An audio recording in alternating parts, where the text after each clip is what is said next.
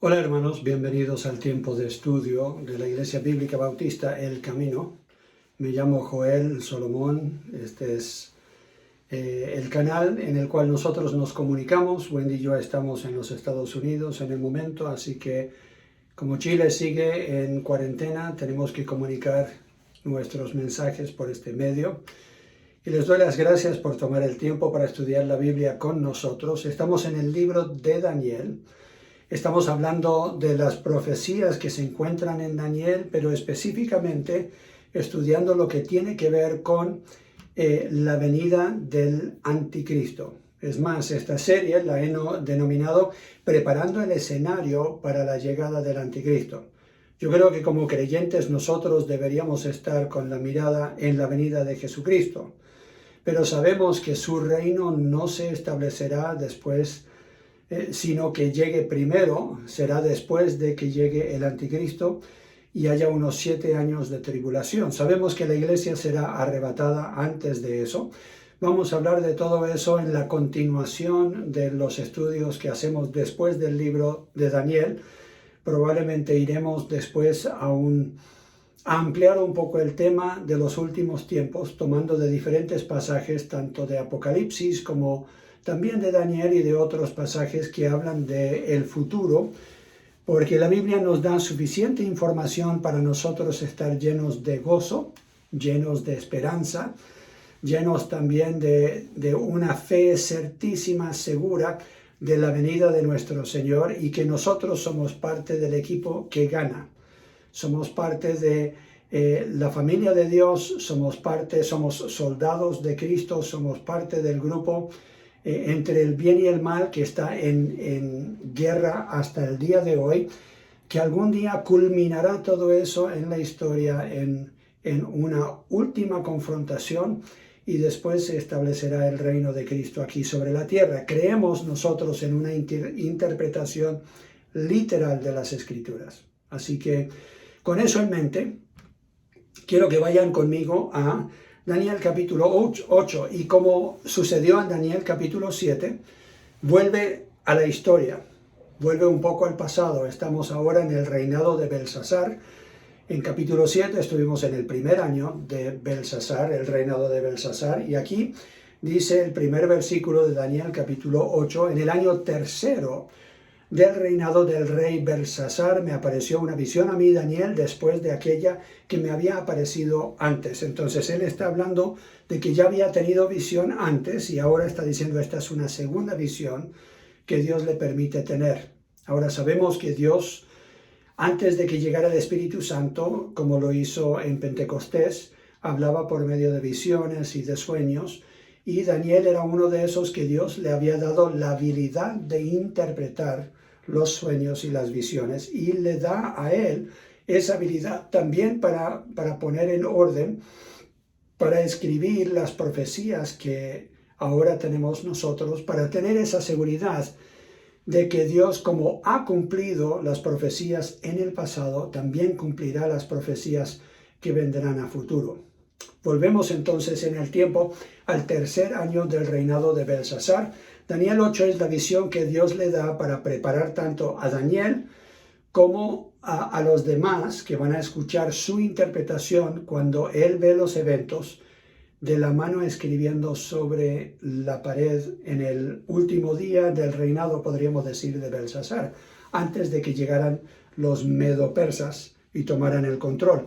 Eso ya lo vimos unas semanas atrás. Si quieres repasar eso antes de ver el video de hoy, estarás al día en este estudio.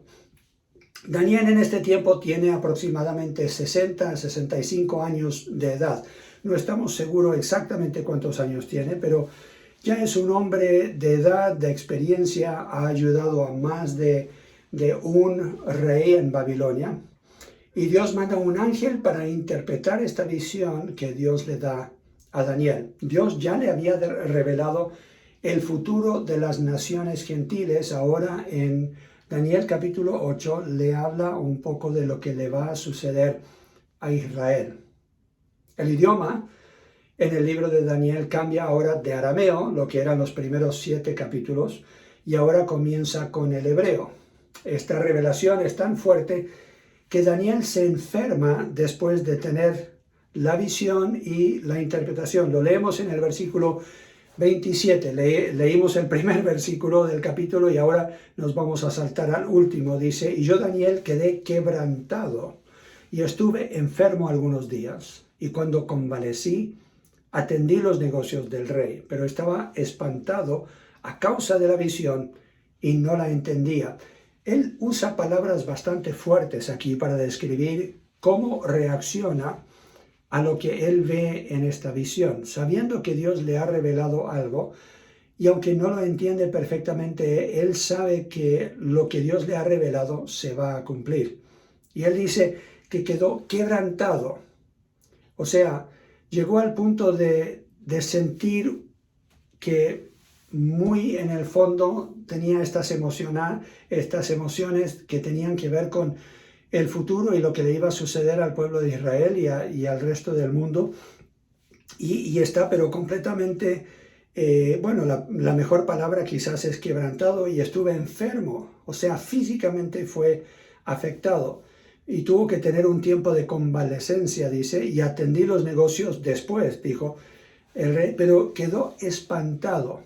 Yo creo que a veces nosotros vemos a los personajes del Antiguo Testamento, bueno, y del Nuevo también, como si fueran superhéroes, pero tenemos que entender que eran personajes igual a nosotros, y que Dios les dio el privilegio de ser autores de libros como el libro de Daniel, y aunque eran hombres que nosotros ahora consideramos gigantes de la fe, vemos que ellos eran común y corrientes como nosotros, y que en muchos casos cuando veían la visión, tenían el sueño, lo que fuera, y vivieron estos eventos de la historia, realmente les afectó emocionalmente. Entonces vemos el impacto que tuvo en la vida de Daniel.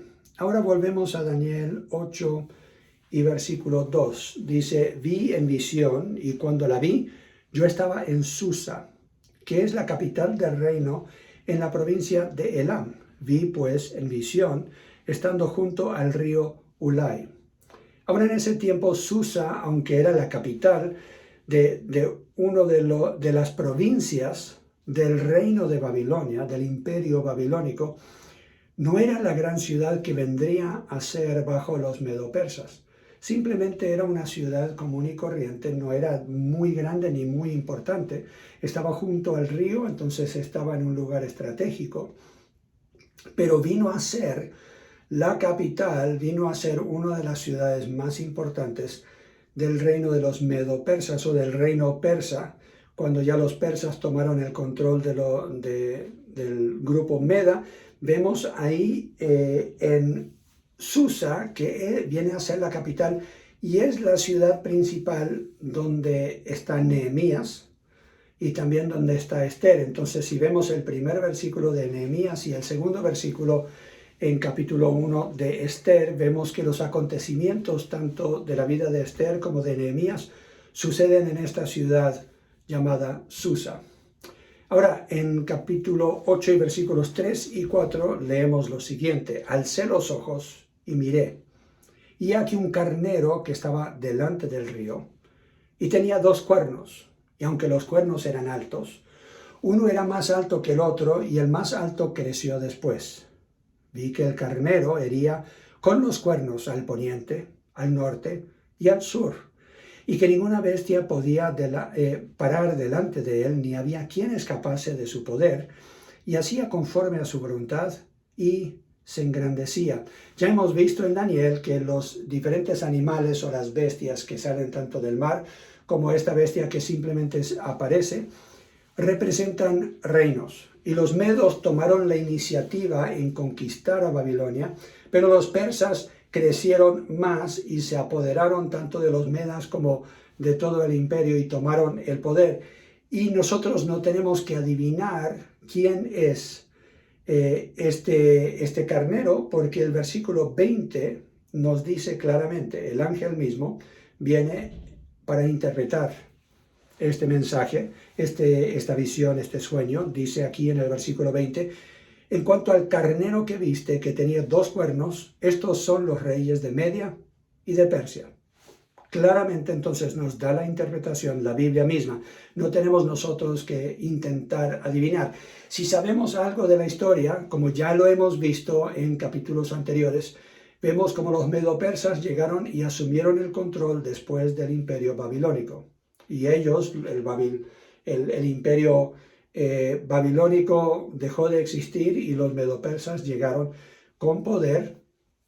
Versículos 5 al 7 después nos dan los próximos eventos de la historia. Y como ya hemos hablado un poco estos eventos en detalle en otras partes de este estudio, no voy a entrar en gran detalle, podríamos decir, de los eventos históricos porque ya lo hemos visto un poco. Mientras yo consideraba esto, versículo 5, he aquí un macho cabrío venía del lado del poniente, sobre la faz de toda la tierra, sin tocar tierra, y aquel macho cabrío tenía un cuerno notable entre sus ojos. Y vino hasta el carnero de 2 cuernos, que yo había visto en la ribera del río, y corrió contra él con la furia de su fuerza. Y lo vi que llegó junto al carnero y se levantó contra él y lo hirió, y le quebró sus 2 cuernos. Y el carnero no tenía fuerzas para pararse delante de él. Lo derribó, por tanto, en tierra y lo pisoteó, y no hubo quien librase el carnero de su poder. Y el macho cabrío se engrandeció sobremanera, pero estando en su mayor fuerza, aquel gran cuerno fue quebrado, y en su lugar salieron otros 4 cuernos notables hacia los 4 vientos del cielo. Esto ya lo hemos visto en otra visión, en otra interpretación. Los que llegan después de los medo-persas son los griegos. Llega con rapidez el que realmente inventó lo que los alemanes después llamaron el Blitzkrieg. Alejandro Magno conquistó como nadie había conquistado antes. En los tiempos antiguos, cuando se iba a la guerra, iban no solamente las tropas, pero iban también a veces con toda su familia o con parte de su familia. Iban con muchas provisiones, iban con muchos animales, con el ganado, todo para dar de comer. Y entonces era muy lento el progreso de las tropas. A veces se demoraban años en llegar al lugar de la batalla y prepararse para la batalla y sitiar la ciudad, y todo era bastante lento. Pero llega Alejandro Magno con otra visión de lo que es la guerra, y con pocas tropas y cada uno cargando sus provisiones, llegaban corriendo a la batalla, llegaban con una rapidez increíble, y antes de que se podrían preparar los enemigos contra quienes iban a estar peleando, por ejemplo los medo-persas, aunque ellos tenían más tropas, 10 veces más podríamos decir casi, ellos no estaban listos, no estaban preparados para que llegara este Blitzkrieg, esta forma de luchar con tanta rapidez, entrando y corriendo y decimando, tumbando a todos los que iban por delante. Entonces vemos a este macho cabrío, esta cabra, podríamos decirlo así, es claramente el imperio griego. Lo vemos en versículos 21 y 22. La misma interpretación la da la palabra de Dios. Dice, el macho cabrío es el rey de Grecia, y el cuerno grande que tenía entre sus ojos es el rey primero, o sea, Alejandro Magno. Y en cuanto al cuerno que fue quebrado, y sucedieron 4 en su lugar, significa que estos 4 reinos se levantarán de esa nación, aunque no con la fuerza de él. O sea, sabemos que él murió un hombre joven, completamente desilusionado, porque él sentía que ya no había más terreno en el mundo para conquistar, y deprimido se entregó a las borracheras y a una vida de disolución, y murió un hombre muy joven.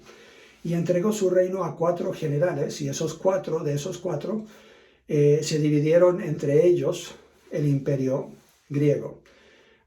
Ahora, lo interesante es que hay un mito, una leyenda, podríamos decir, que los primeros que llegaron a lo que es hoy día Grecia fueron guiados por una cabra que llegó ahí y les mostró el lugar. Y entonces esa zona fue nombrada zona de cabras. Y aún el mar Egeo, esa palabra Egeo significa mar de cabras. Así que vemos aquí que este animal representa, no solamente porque lo dice la Biblia, pero aún en la historia secular es interesante que los griegos se identifican con las cabras aún hasta el día de hoy. ¿Cuál fue el impacto de los griegos? Ellos fueron los que llegaron justo antes de los romanos, y muchos dicen que los romanos prepararon el camino para la venida del Mesías y para la expansión del Evangelio, pero no fueron solamente ellos. Los griegos antes de ellos, primeramente, llegaron con un mismo idioma, en el cual fue escrito el Nuevo Testamento. Así que cuando salieron Pablo y los otros apóstoles, y llegaron también Bernabé y otros misioneros, casi todos podían hablar un mismo idioma al predicar el Evangelio. Ahora sabemos que el Espíritu Santo, como señal de que había llegado Jesucristo a la tierra y era el Salvador del mundo y que el mensaje que ellos predicaban de Él era verdadero, una de las señales que el Espíritu Santo le dio a la iglesia del primer siglo era la habilidad de hablar en otros idiomas, o sea, hablar en lenguas. Lo vemos en el capítulo en los primeros capítulos del libro de Hechos. Así que les dio el Señor esa habilidad para que ellos fueran y hablaran el mensaje de Cristo a toda lengua, toda tribu en el mundo. Pero sabemos que principalmente el ministerio, especialmente escrito de los apóstoles, y lo que era el Nuevo Testamento, fue escrito en griego. Y ese idioma fue creado, fue organizado, podríamos decir, y fue impuesto como idioma en el imperio griego. Entonces tenemos un idioma en el cual se va a predicar principalmente el Evangelio. Y también comenzaron ellos a organizar todo el imperio con carreteras, que después mejoraron y ampliaron el sistema de carreteras los romanos. Pero los primeros en crear estas carreteras para conectar todo su imperio y poder asegurar que sus tropas y todo podían viajar con esta ligereza, era Alejandro Magno y después los reyes que vinieron después de él.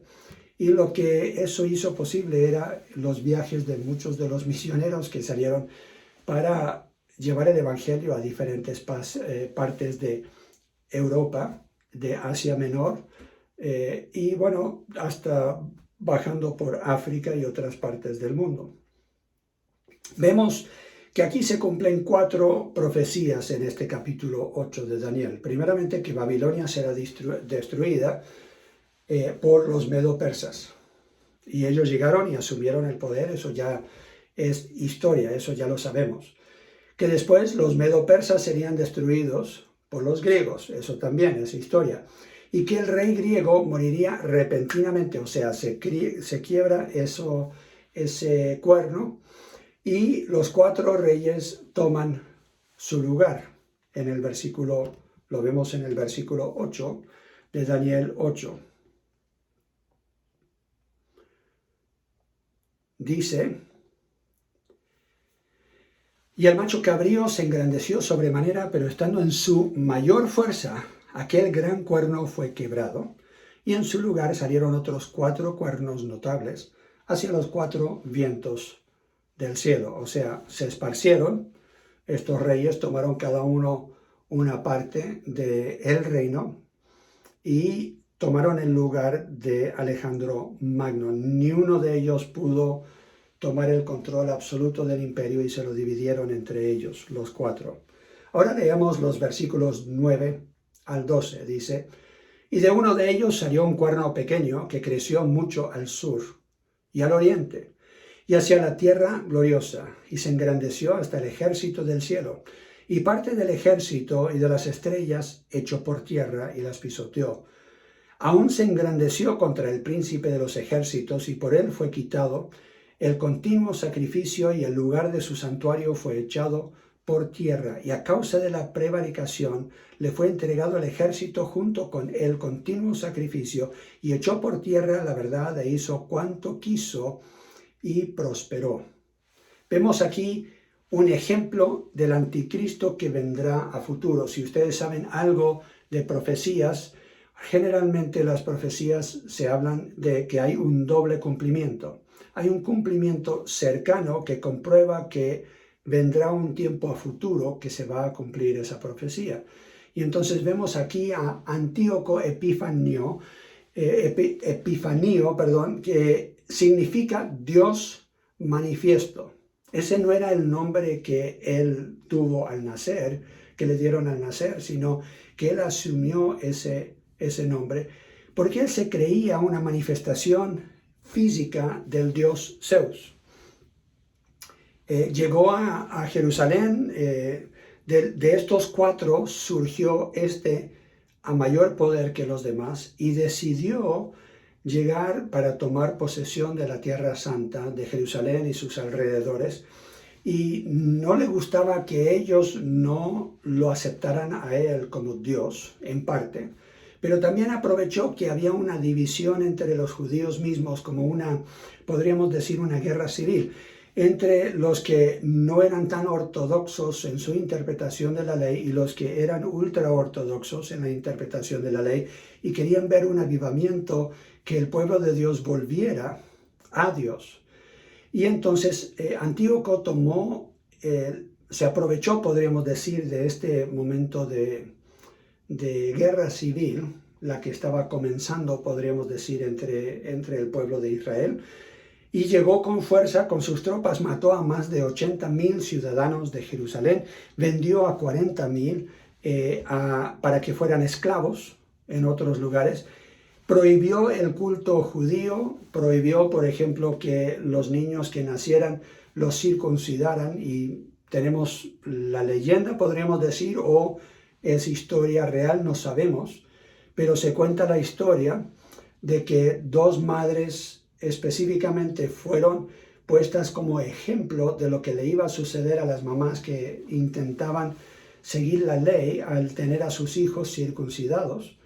Cuando ellos circuncidaron a sus niños varones cuando nacieron, mataron a los niños, los colgaron, le colgaron los niños a las mujeres en sus cuellos, las subieron a una gran parte de la muralla de Jerusalén y las tiraron sobre las piedras para que ellas murieran. Y ese era el ejemplo público que le dieron. Antíoco era muy cruel y él insistía que a la fuerza él iba a ser adorado. Llegó el punto en que él puso dioses falsos, estatuas de dioses falsos, imágenes, en el templo, y no solamente por su crueldad le cambiaron el nombre a Antíoco Epimanio, o sea, que era una manía que él tenía, sino que él también, no por su crueldad solamente, sino también por su pasión de completamente querer erradicar el culto al Dios verdadero, el culto de Israel, y quería él introducir el culto a estos dioses falsos. Entonces lo que hizo fue sacrificar un chancho sobre el altar. Y claro, entonces eso completamente cambió el culto, y por un tiempo los sacrificios no podían continuar, porque no podían seguir los sacrificios mientras estaba impura, le faltaba la pureza en el altar, pero no solamente en el altar, sino en todo el templo. O sea, se pueden imaginar el asco que sentía todo judío al pensar que se había sacrificado un animal impuro, que su sangre se había rociado por todo el templo, lo tenían que lavar, lo tenían que purificar. Y eso es lo que llegó Judas el martirio, o sea, los macabeos, que significa martillo, llegaron ellos. Su padre era uno de los sacerdotes, un hombre fiel, que murió tratando de defender el derecho de ellos seguir con su culto religioso. Y entonces llega Judas con algunos de sus hermanos y lideran ellos una rebelión contra Antíoco. Y en el año 144 a.C. purificaron el templo y comenzaron de nuevo a tener el culto religioso y a ofrecer los sacrificios. Purificaron el templo y lo iban a hacer ellos con todo un culto especial de 8 días, como era la costumbre de ese tiempo. Y en esos 8 días, una lumbrera, una luz que alumbraba en el templo, tenían solamente aceite para aproximadamente un día para alumbrar las lumbreras, el candelabro en el templo. Y lo interesante es que dicen que milagrosamente Dios permitió que el aceite que tenían para un solo día duró los 8 días de la fiesta. Y ahí entonces se establece lo que hasta el día de hoy se celebra entre los judíos, que se llama, durante nuestro tiempo de Navidad, ellos celebran Hanukkah, que es el tiempo de celebrar lo que ellos llaman el Festival de Luces, donde ellos celebran esta gran victoria que tuvo la familia de los macabeos y todos los que le siguieron a ellos. Ahora, ellos no mataron a este Antíoco, sino que más bien, como dice la palabra de Dios aquí en Daniel, él fue derribado, él murió en una forma repentina. Lo podemos ver, Daniel, capítulo 8. Seguimos leyendo. Comenzando en el 13, porque ahí dejamos de leer, dice: entonces oía un santo que hablaba, y otro de los santos preguntó a aquel que hablaba: ¿hasta cuándo durará la visión del continuo sacrificio y la prevaricación asoladora, entregando el santuario y el ejército para ser pisoteados? Y él dijo: hasta 2300 tardes y mañanas. Luego el santuario será purificado. Y eso se cumplió al pie de la letra.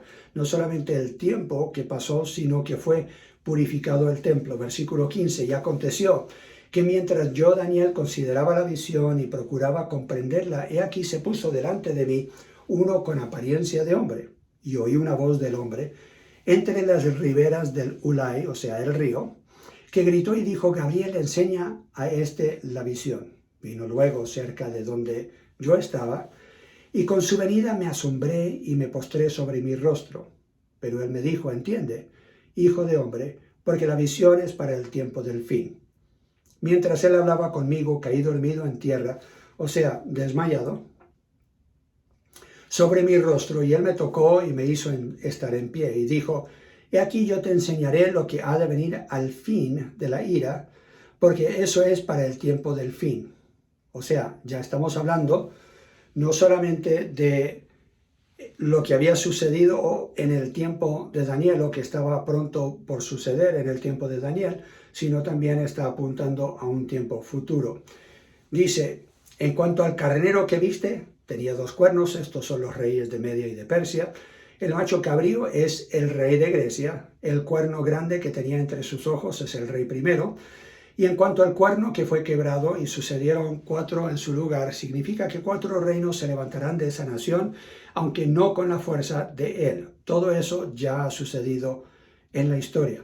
Y al fin del reinado de estos, cuando los transgresores lleguen al colmo, se levantará un rey altivo de rostro y entendido en enigmas. Aquí ya está hablando de otro que se va a establecer, dice, en un tiempo cuando los transgresores ya lleguen al colmo. O sea, se ha superado la maldad al límite en que Dios ya va a decir: ya basta, no más. Llegará uno al poder, dice, y su poder se fortalecerá, versículo 24, mas no con fuerza propia. O sea, esto lo va a permitir Dios, pero otros harán que él prospere. Y hará arbitrariamente y destruirá a los fuertes y al pueblo de los santos.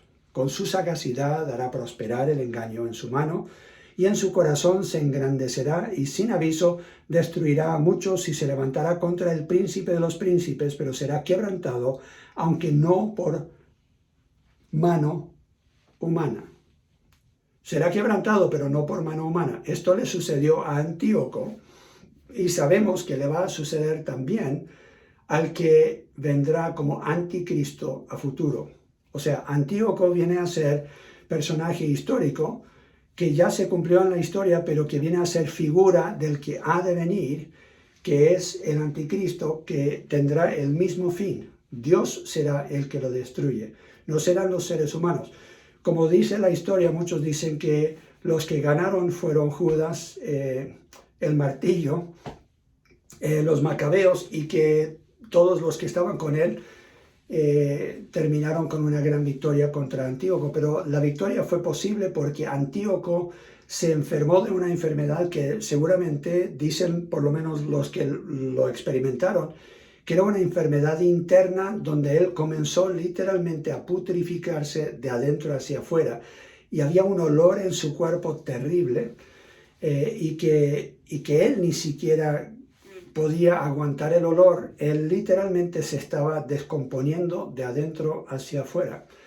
Y los que dan la historia, especialmente los que son los creyentes en Dios, el pueblo de Israel y sus historiadores, hablan de que Dios trajo juicio sobre él por el trato que él había tenido con el pueblo y por haber casi destruido el templo podríamos decir en términos espirituales, porque no lo destruyó en forma física. Eso sucedió en el año 70 y vamos a llegar a eso en unos días cuando hablamos un poco más acerca de la historia. Así que vemos que se purificó el templo, pero este murió no por manos de hombres, sino realmente por el juicio de Dios. Será lo mismo cuando llega el juicio de Dios sobre el anticristo. Dice versículo 26, la visión de las tardes y mañanas que se ha referido es verdadera, y tú guarda la visión porque es para muchos días, o sea, no es para simplemente ahora y el tiempo cercano, sino para muchos días, o sea, la idea es que es para los fines de los tiempos. De la misma forma que murió Antíoco, de la misma forma que él se engrandeció, la misma forma en que él llegó y quiso ser adorado como Dios, quiso ser reconocido como Dios, esto también lo hará el anticristo. Ya lo hemos visto en 2 de Tesalonicenses, capítulo 2. 2 de Tesalonicenses, capítulo 2. Dice el versículo 1, pero con respecto a la venida de nuestro Señor Jesucristo y nuestra reunión con Él, os rogamos, hermanos, que no os dejéis mover fácilmente de vuestro modo de pensar, ni os conturbéis ni por espíritu, ni por palabra, ni por carta, como si fuera nuestra, en el sentido de que el día del Señor está cerca. Ya sabemos que podría estar cerca. Ellos esperaban que en cualquier momento podría llegar el Señor. Por eso sabemos que ellos tenían en mente también el rapto, como lo enseñamos nosotros hoy día. Pensaban en cualquier momento podría llegar el Señor Jesucristo. Dice, si llega un mensaje, aun si aparece ser una carta nuestra, porque había muchos que estaban predicando que ya el Señor había llegado y que muchos de ellos se habían quedado. Dice versículo 3, nadie os engañe en ninguna manera, porque no vendrá sin que antes venga la apostasía y se manifieste el hombre de pecado, el hijo de perdición. Sabemos que está hablando del anticristo, versículo 4. El cual se opone y se levanta contra todo lo que se llama Dios, y es objeto de culto, tanto que se sienta en el templo de Dios como Dios, haciéndose pasar por Dios. Esto es lo que hizo Antíoco, es lo que va a hacer el anticristo en tiempo futuro. Cuando Antíoco declaró que Jerusalén sería un cementerio de todos los judíos, le llegó esta enfermedad y murió por juicio de Dios, no porque algún hombre lo matara con una espada. Entonces, ¿qué vemos en todo esto? Vemos un poco más de información que nos hace entender cómo será el anticristo. Vemos un poco más, una confirmación, podríamos decir, de cómo Dios le está dando una visión a su siervo que busca saber la verdad, que Él lo ha escrito para que nosotros lo tengamos hoy día y tengamos confianza de que de la misma forma que se cumplieron ya las profecías del antiguo tiempo, donde nosotros ahora lo vemos que se cumplió al pie de la letra, todo lo que Dios dijo que iba a suceder antes que sucediera, sabemos que lo que la Biblia dice que va a suceder en los postreros días, también va a suceder. Algún día llegará el poder uno como Antíoco. Algún día habrá un templo de nuevo en Jerusalén, en el cual Él se va a establecer como Dios mismo y va a querer ser adorado. Y ahí vendrá una gran rebelión del pueblo de Israel de nuevo. Dios vendrá y va a defender a su pueblo. Jesucristo vendrá y al defender a su pueblo, Él, dice la palabra de Dios, va a destruir al anticristo y lo va a mandar al lago de fuego. Vamos a ver un poco de eso a futuro, pero capítulo 8 de Daniel simplemente nos da una parte de lo que Dios le ha estado revelando a Daniel de lo que vendrá a futuro. ¿Por qué es importante que nosotros lo estudiemos? Porque la Biblia dice que Dios bendice al que estudia profecía, pero también para que nosotros estemos preparados para esos eventos y que nos llenemos de esperanza y fe de que como Dios obró en esos tiempos para proteger a los fieles que creían en su nombre y que les revelaba los eventos que habrían de suceder, también Dios nos va a proteger a futuro, y sabemos que la Biblia dice que no estamos puestos nosotros para ira, sino para la esperanza, la salvación que Él nos traerá por ser parte del cuerpo de Cristo. Así que ánimo, los ojos puestos en los cielos, vendrá Jesús pronto por su iglesia, y los eventos que estamos viendo en la historia ahora, las guerras, rumores de guerras, las bombas que tanto los Estados Unidos como otros países y en la Franja de Gaza y Jerusalén, todo el conflicto que estamos viendo ahora simplemente está estableciendo el escenario para que llegue el anticristo, y cuando llega él sabemos que el tiempo es contado, corto. Ya estamos llegando al fin de los tiempos en que Jesús vendrá, destruirá a ese hombre y a todos los que con él están para establecer su reino sobre la tierra. Y hablaremos un poco más de eso en lecciones futuras. Lo que sí deberíamos hacer nosotros es reconocer que este Dios en quien nosotros hemos puesto nuestra fe es el que gobierna sobre toda la historia de la humanidad. Y al gobernar sobre la historia, sabemos que podemos nosotros confiar plenamente en Él, y Él merece nuestra adoración. Así que antes del tiempo de la prédica, yo te quiero animar a que tomes un tiempo con tu familia para reconocerlo a Él como el Dios de todos los siglos, el Rey de Reyes, inmortal, invisible, el único y sabio Dios, que merece toda honra y gloria por los siglos de los siglos. Y el pueblo de Dios dijo, amén. Dios les bendiga, muchas gracias por pasar este tiempo conmigo en el estudio de la palabra de Dios.